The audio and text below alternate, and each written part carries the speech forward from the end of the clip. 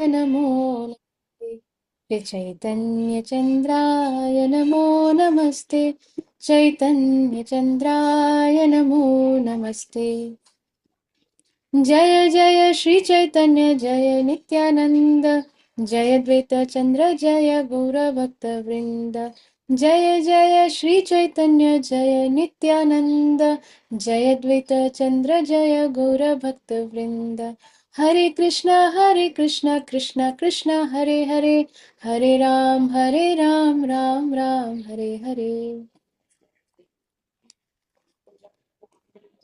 Tomorrow is Sri Advait Acharya Prabhuji's appearance day, and the festive season starts now until Gaur Purnima.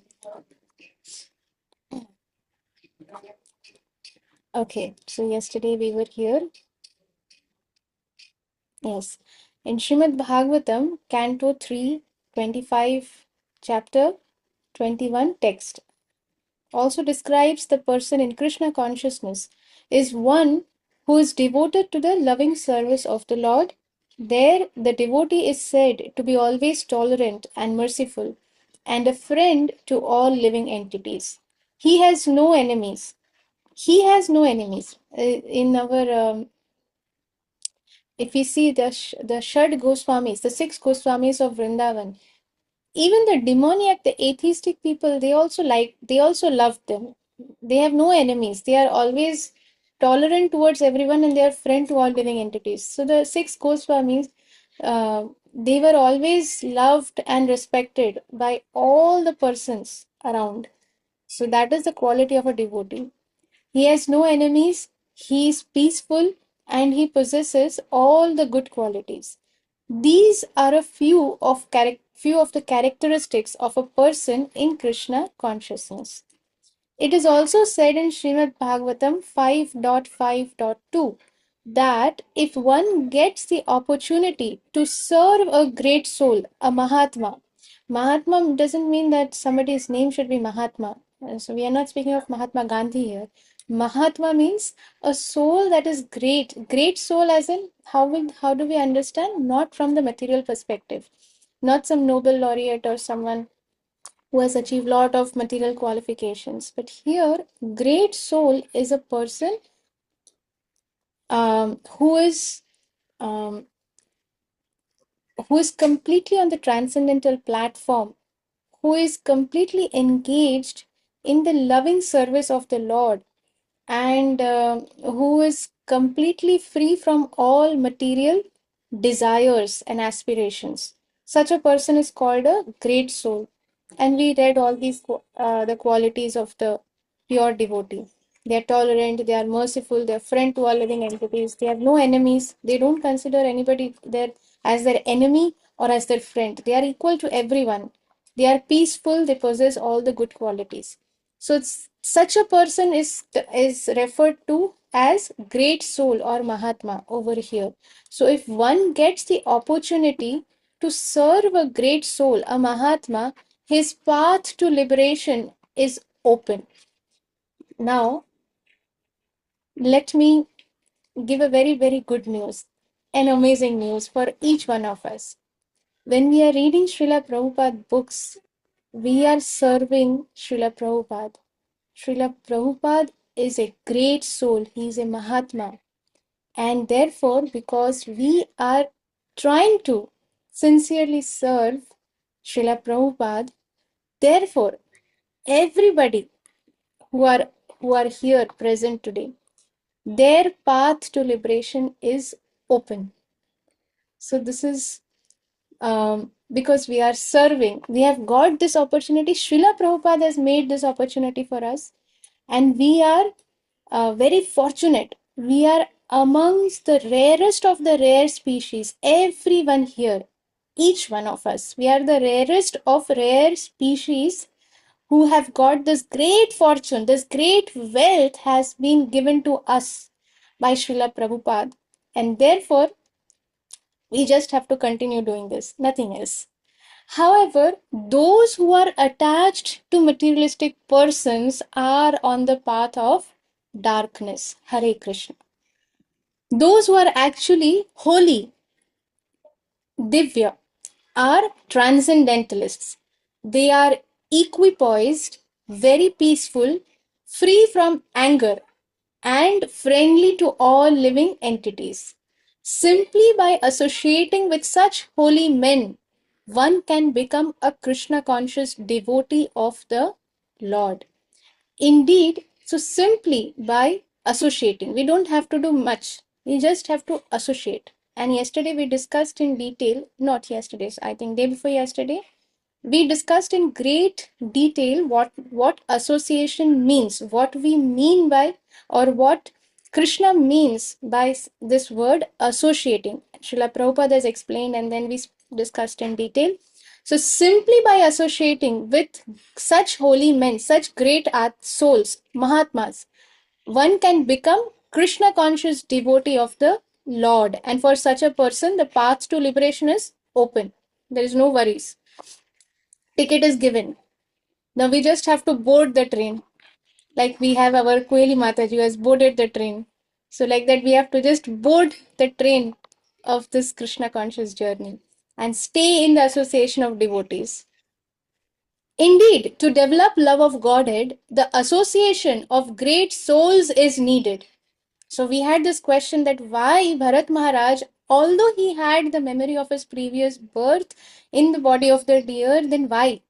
Could he not? Why did he not go back? Of course, one is this is Krishna's plan, and another thing, in the deer body, he did not get association of great souls. He had the memory of his past birth, but he did not have association of great souls. So, association of great souls is very much needed.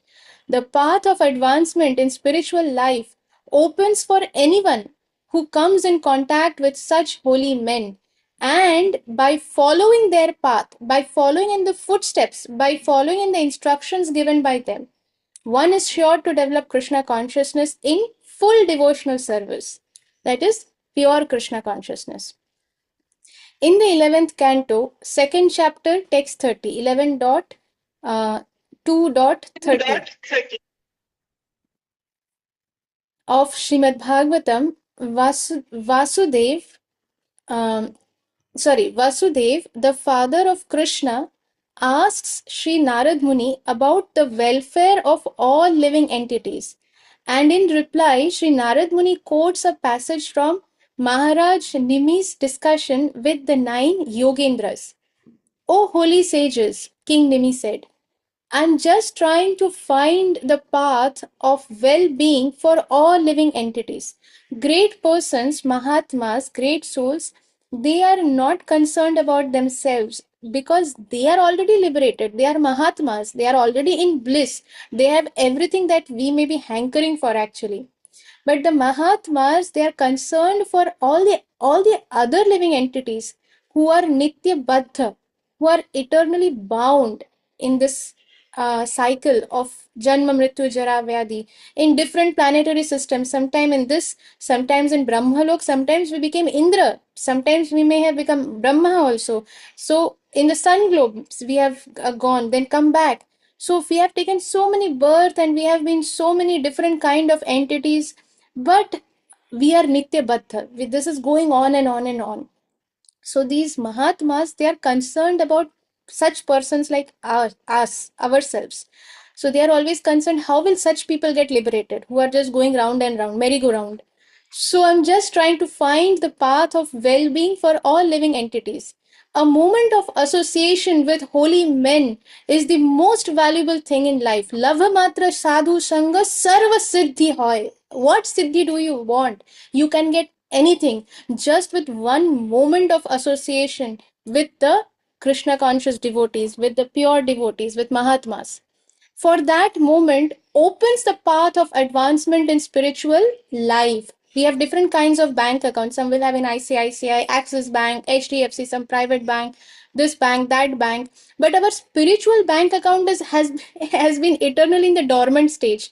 As soon as somebody comes in contact with the representative of that bank, that is Krishna's bank, then our spiritual bank account opens.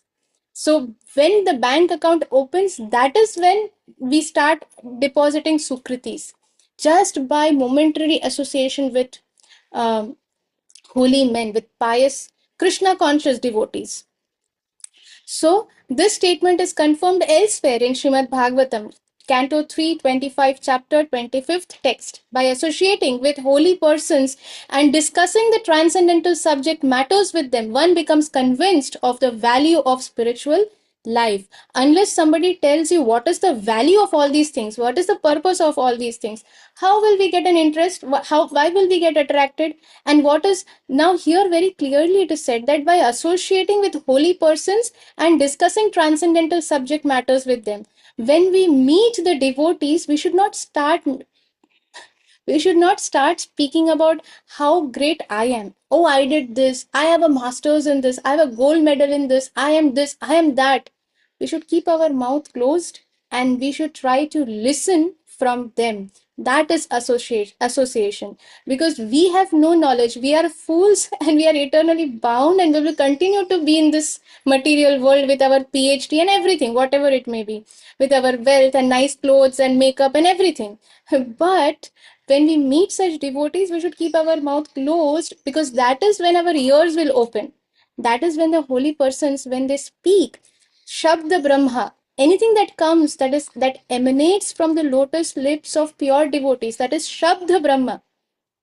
Brahman is Supreme Brahman is Krishna, Shabda Brahman. So Krishna is coming, emanating from their lotus lips in the form of words. When that enters our body, through the ears, it goes to the brain, to the mind, then it goes to the heart. When it goes to the heart, and that is when all the churning begins. Beginning of the Maha churning happens. Churning of our anarthas, churning of all the conditioning that we are carrying from lifetime after lifetime.